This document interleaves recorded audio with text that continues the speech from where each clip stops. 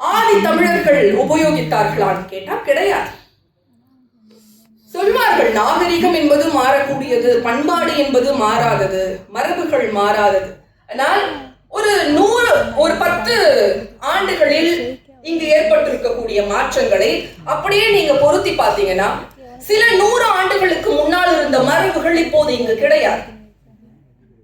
15ஆம் நூற்றாண்டில் இருந்த தமிழர் மரபுகள் 19ஆம் நூற்றாண்டில் காணாமல் போயிருக்கின்றன. 19ஆம் நூற்றாண்டில் 10ஆம் நூற்றாண்டில் இல்லாத மரபுகள் எல்லாம் 15ஆம் நூற்றாண்டில் தோன்றி இருக்கின்றன. அப்போ எதெல்லாம் இதை நிர்ணயிக்கிறது அப்படின்னு யோசிச்சு பார்த்தோம்னா, கால மாற்றம், நம்முடைய பொருளாதார சூழ்நிலை, நம்முடைய சமூக கட்டமைப்பு, அப்போது நம்மை ஆட்சி செய்தவர்கள், ஆண்டவர்கள், நம் மீது செலுத்தப்பட்ட அதிகாரம், நம் மீது வகுக்கப்பட்ட விதிமுறைகள், சமூக ஏற்றத்தாழ்வுகள், பிரிவினைகள், இப்படி பல விஷயங்களால் உருவாக்கப்பட்டவைதான், உருவாகிக் கொண்டே இருப்பவைதான் இன்று நாம் பார்த்து கொண்டிருக்கும் மரபுகளும் பண்பாடுகளும். அப்போ உள்ளபடி இவைதான் பண்பாடா என்று கேட்டால், இவை தமிழர் பண்பாடாக காலத்துக்கு ஏற்ப மாறிக்கொண்டே வந்திருக்கிறது. ஆனால் ஒரே ஒரு விஷயம் தமிழர் பண்பாடாக என்றும் நிலைத்திருக்கிறது என்று சொன்னால் அந்த ஒற்றை விஷயம் அறம். அறம் என்ற ஒற்றை விஷயம்தான் எந்த காலத்திலும் தமிழர் பண்பாடாக இருந்து கொண்டிருக்கிற ஒரு விஷயமாக இருக்கிறது. அப்போது உணவு, உடை, பண்டிகைகள் அல்லது நீங்கள் உபயோகிக்கும் பொருட்கள், பழக்க வழக்கங்கள், இவற்றை தாண்டி எவை தமிழர் பண்பாடாக பார்க்கப்பட வேண்டும் என்று கேட்டால் தமிழனின் அறமும் வீரமும் தான் தமிழரின் பண்பாடாக காலம் மாறாமல் இன்று வரை போற்றப்பட்டு வருகிறது. அறம் என்று நாம் எதை சொல்கிறோம்? ரொம்ப சிம்பிளா சொல்லணும்னா 5 விஷயங்கள்.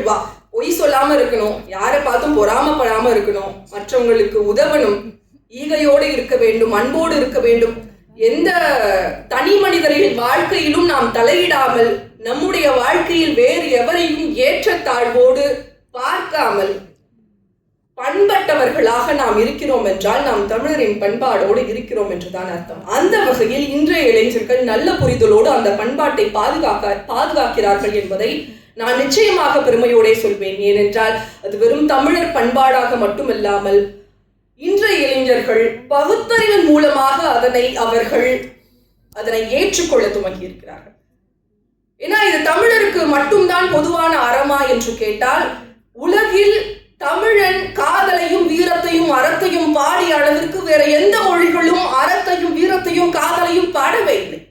ஒன்று காதலை பாடியிருப்பார்கள், வீரத்தை பாடியிருப்பார்கள், வீரத்தை பாடியிருப்பார்கள், அறத்தை பாடியிருப்பார்கள். ஆனால் அறம், காதல், வீரம் என்று 3ஐயும் தமிழ் மொழி பாடிய அளவிற்கு உலக மொழிகள் வேறு எதுவும் பாடவில்லை, அல்லது எனக்கு தெரியவில்லை என்றுதான் அர்த்தம். நம்முடைய தமிழர் மரபுகளில் பல விஷயங்கள் பொதிந்து கிடக்கின்றன. இவையெல்லாம் வரலாற்று பண்பாட்டு ஆய்வாளர்கள் அவர்களுடைய பல நூல்களில் நமக்கு இன்றும் கிடைக்கப்பெறுகின்றன. முக்கியமாக என்னுடைய இந்த பேச்சு பேராசிரியர் தோ பரமசிவன் அவர்களுடைய பல நூல்களிலிருந்து எடுக்கப்பட்ட பொக்கிஷமான விஷயங்களை தான் என்னுடைய இன்றைய பேச்சுக்கு நான் உபயோகிக்கிறேன். அவருடைய பண்பாட்டு அசைவுகளாக இருக்கட்டும், அறியப்படாத தமிழகமாக இருக்கட்டும், அல்லது தெய்வம் என்பது ஒரு அழகர் கோவில், அத்தனை புத்தகங்களும் தமிழனின் மரபுகளும் பண்பாடும் எப்படி தோன்றின, என்னென்ன பண்பாடுகள் மரபுகள் எல்லாம் தமிழனுடைய வாழ்வில் இருந்தன, இங்கு இருக்கக்கூடிய சாதிய படிநிலைகள், கட்டமைப்புகள் அனைத்தையும் படம் பிடித்து காட்டுகிறார்.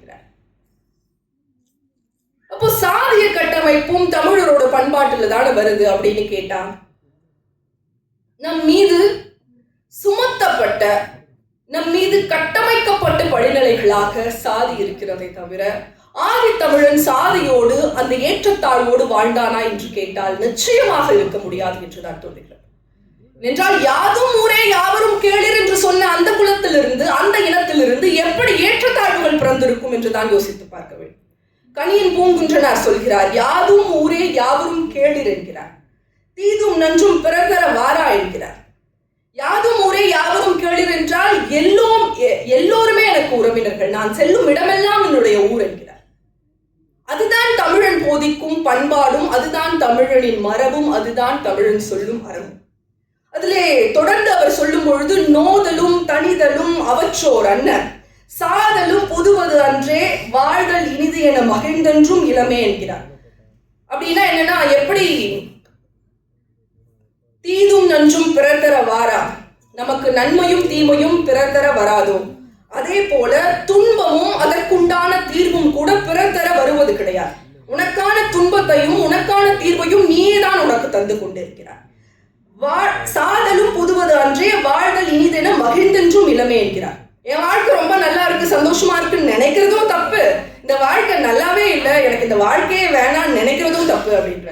என்னடா ஒரு ஜென் மோட்ல சொல்லியிருக்காருல அப்படின்ற மாதிரி இருக்கா. வானம் தன் துளி தலையானது கல்பொருதிறங்கும் மல்லல் பேராற்றுங்கிறார்.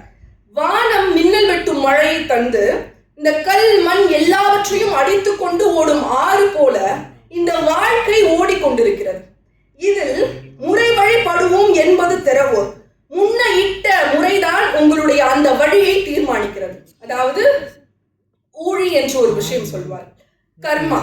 நீங்கள் முன்னது எப்படி உங்களுடைய வாழ்க்கையை நிர்ணயித்தீர்களோ அப்படியாகத்தான் உங்களுடைய அந்த வாழ்க்கையின் வழி தீர்மானிக்கப்படுகிறது என்கிறார். தொடர்ந்து சொல்லிவிட்டு இறுதியில் முடிக்கிறார். அதுதான் அந்த பாடலின் அப்படியே அந்த ஷோ ஸ்டாப்பர் சொல்லுவாங்கல்ல, அந்த விஷயம் கடைசியில தான் வச்சிருக்காரு. பெரியோரை வியத்தலும் இளமே என்கிறார். பெரியோரை வியத்தலும் இளமே என்றால் யாரையும் பார்த்து வாயை பொளக்காத, ஆனப்பா எப்படி இருக்காங்க, எவ்வளவு அழகா இருக்காங்க, எந்த பதவியில இருக்காங்க, சூப்பரா இருக்காங்க, செலிபிரிட்டியா இருக்காங்க, யார்கிட்டையும் போயிட்டு அப்படி வாயை பொளக்காத அப்படின்னு சொல்றார். பெரியோரை வியத்தலும் இளமே, உன்னை நீயே இன்ஃபீரியரா ஃபீல் பண்ணிக்காத அப்படின்னு சொல்றார். அது கூட பெருசு இல்லை, அதை விட பெரிதாக ஒன்றை அடுத்த வரியில் சொல்கிறார். பெரியோரை வியத்தலும் இளமே, சிறியோரை இகழ்தல் அதனிலும் இளமே என்கிறார். யாரையும் பார்த்து வாயை பொளக்காத,